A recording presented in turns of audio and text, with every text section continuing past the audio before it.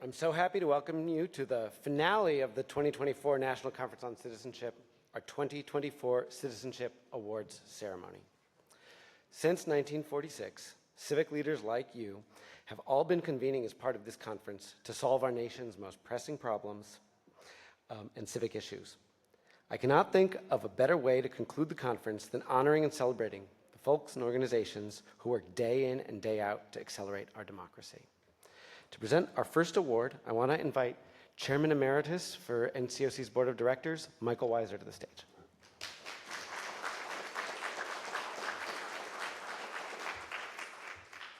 Thank you very much. I have chaired or been on this board for 20 years, and so I know the blood, sweat, toil, and tears that go into putting this on. And so Cameron, you and Agnes Varnum and company did a terrific job. Would you join me in thanking them, please?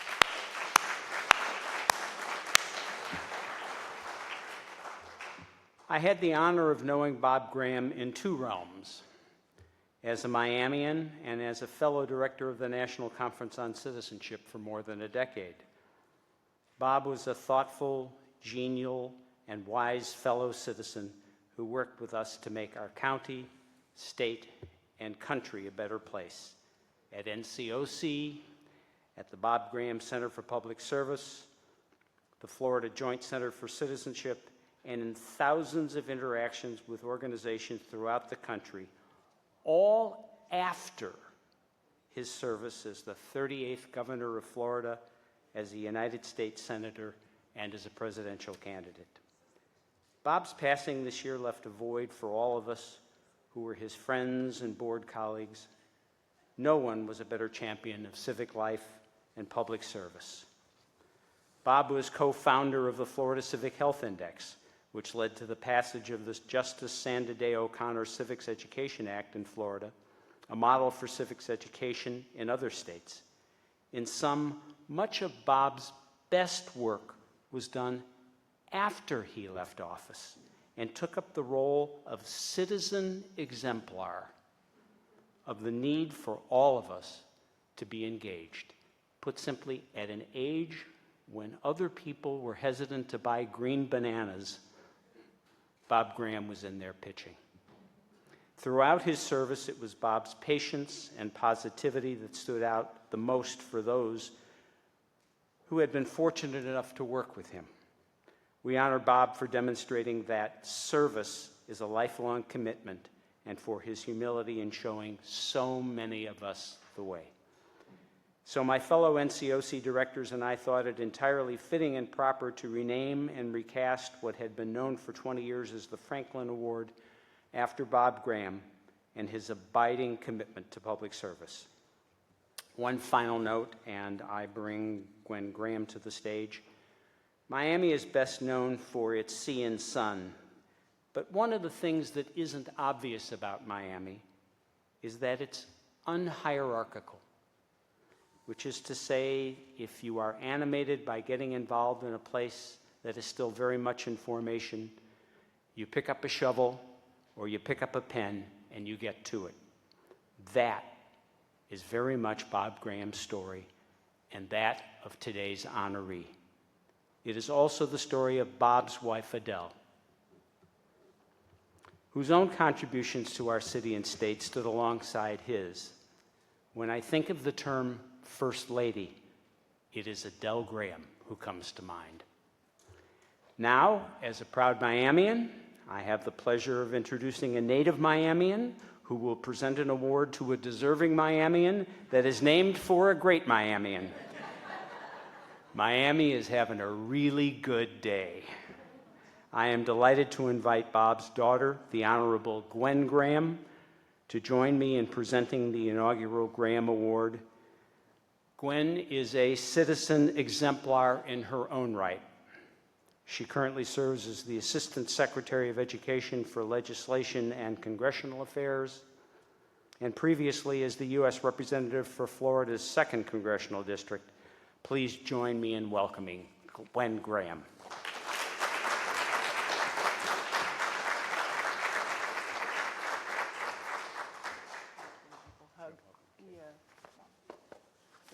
thank you. Hi, everyone. First, I would like to introduce my family that's here with me. My husband, Steve. Steve, stand up, show everyone how tall you are. I can wear whatever height heels I want, doesn't matter. My daughter, Sarah.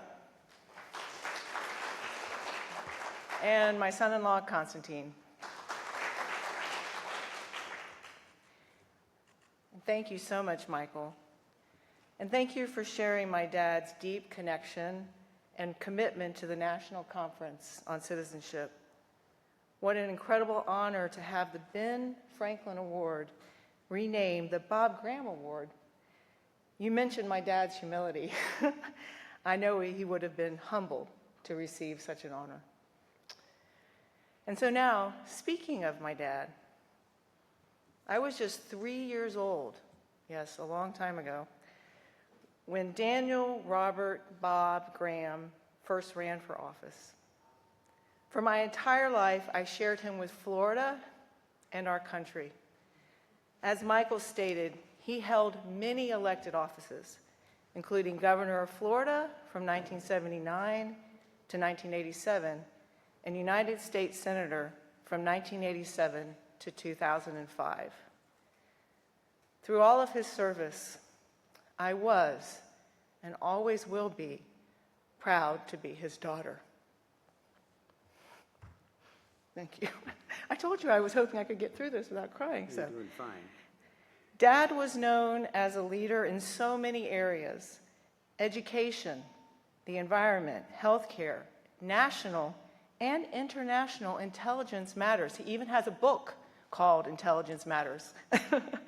But civics and his engagement in supporting and advocating for active, effective citizenship was a lasting passion that started in 1974, Mayor, when he taught a semester of civics at Miami's Carroll City High School while he was serving in the Florida Senate. That experience as civics teacher had a monumental impact on his life.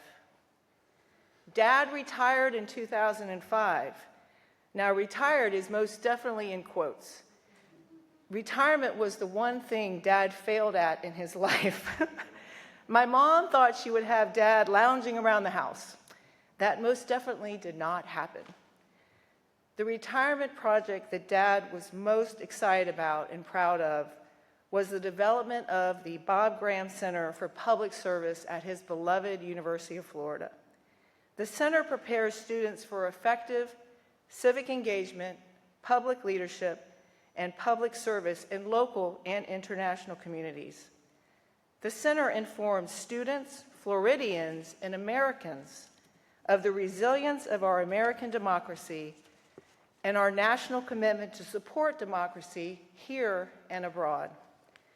Those democratic ideals are why my father loved our country so much.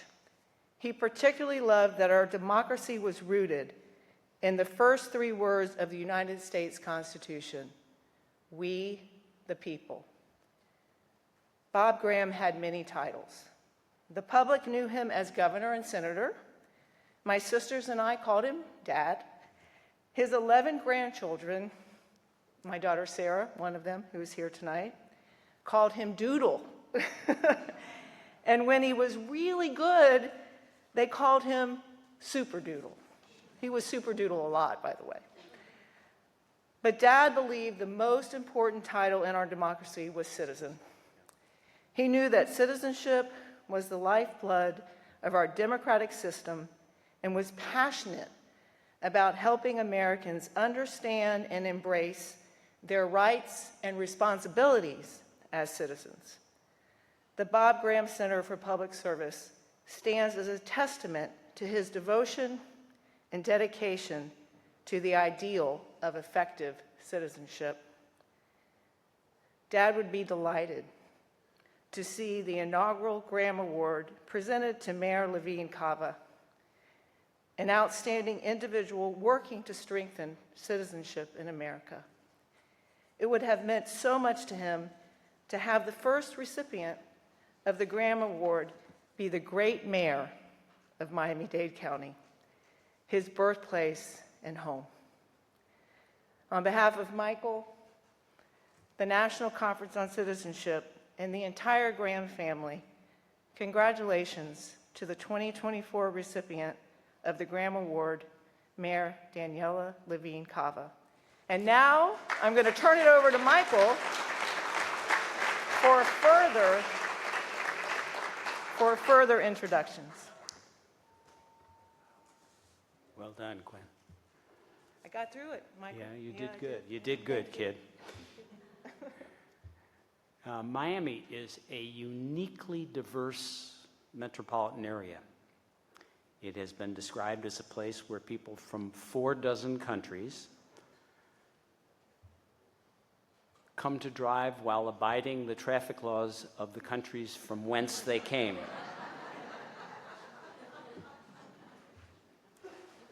It is in this diverse culture that Daniella Levine Cava has thrived as Miami-Dade County's first ever woman mayor. As mayor, she has focused on building a more resilient and prosperous Miami-Dade, combating gun violence, building future-ready economy full of opportunity, tackling a housing crisis, and preserving the environment. At NCoC, we were particularly impressed with the mayor's Thrive 305 initiative and commitment to participatory governance, which was launched as the largest civic engagement effort in Miami-Dade's history. Daniella invited tens of thousands of residents to share their voices through surveys, town halls, and collaborative workshops. Participatory democracy, indeed. Prior to elective office, Daniella was one of us. She ran a nonprofit, Catalyst Miami, an organization serving low and middle income families that still each year teaches many thousands of Floridians, many of them new Americans, to be more effective, self-sufficient, and civically engaged. Al Smith, Hubert Humphrey, and Daniella Levine Cava have something important in common. They are happy warriors who embody the joy of service and the satisfaction of making common cause with diverse members of their communities. Common cause comes from the rare combination of head and heart. My friend and Mayor Daniella Levine Cava has both and brings them to the government of Miami-Dade County every day. So, on behalf of Gwen, on behalf of my colleagues at the National Conference on Citizenship, please join me in congratulating the inaugural recipient of the Graham Award, Daniella Levine Cava.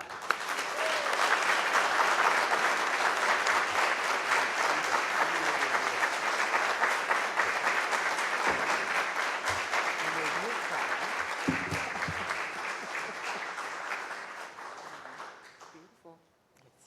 Well deserving, Mayor. Well deserving. Come here, Mike. Oh, we're gonna get over in the middle? Put you in the middle, Mayor. Yes.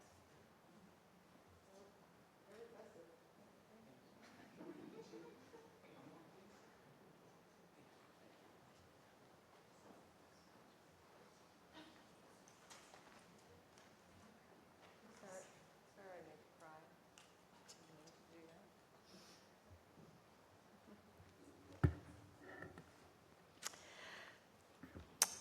Good evening. Thank you so much to our Congresswoman, Gwen Graham, a wonderful friend, for that kind introduction and for carrying forward the incredible legacy of your father, Senator Bob Graham, also a friend.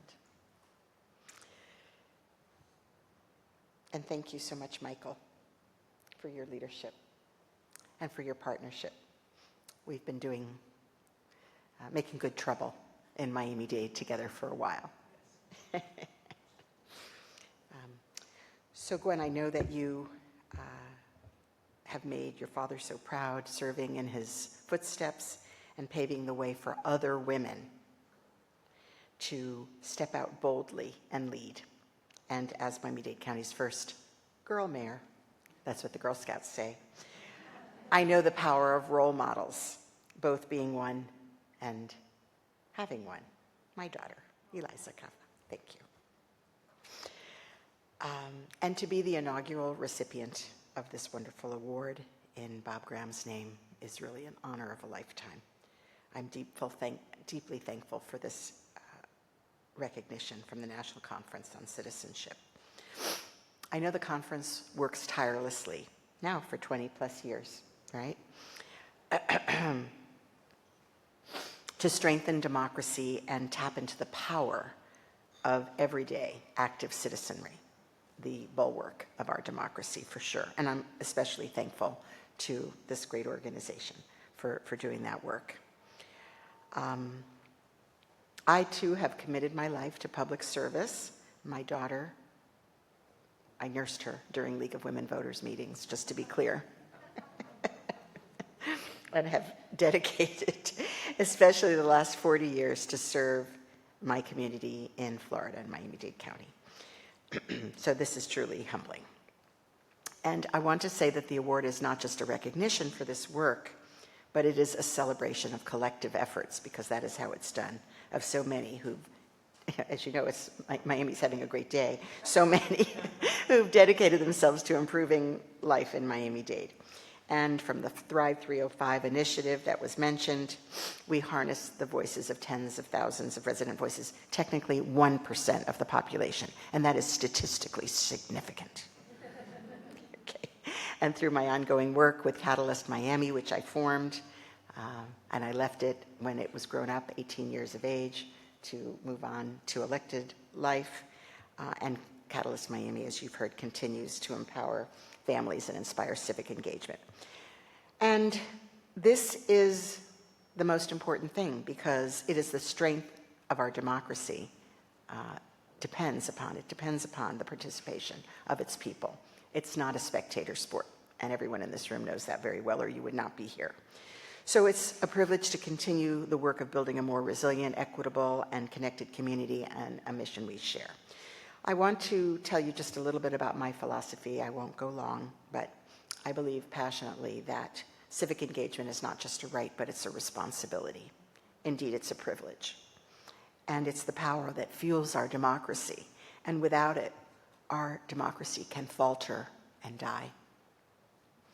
My life's work has been animated by a passion for our democracy and a recognition that trust in our government, which we were discussing at length before this program, trust in government and its institutions are essential to protect and preserve our rights and our freedoms. Before I ran for office, I was a late bloomer. I started just 10 years ago, and I'm 69, so you can do the math. I worked to actively engage people in the process so that they would build trust through their actions and achievements. And I preach what I call the daily, weekly, and monthly dose to build civic muscle. I even took my children with me to my League of Women Voters meetings, to protests and demonstrations, to knock doors for campaigns, and to make them make GOTV calls, get out the vote. And now we are facing a great challenge. Trust in our democracy is at an all-time low, and active civic engagement is critical to restoring that trust. This is my mantra and my highest priority as an elected official, and it can only be accomplished in partnership with informed and engaged citizens. And so this award will serve as a call to step it up for me, and I hope for others. To Senator Graham's family and to everyone who believes in the power of service, I promise to carry forward this work with the humility, perseverance, and commitment to collaboration that he exemplified. Thank you for this tremendous honor, and may we all continue to work together for the common good. Thank you.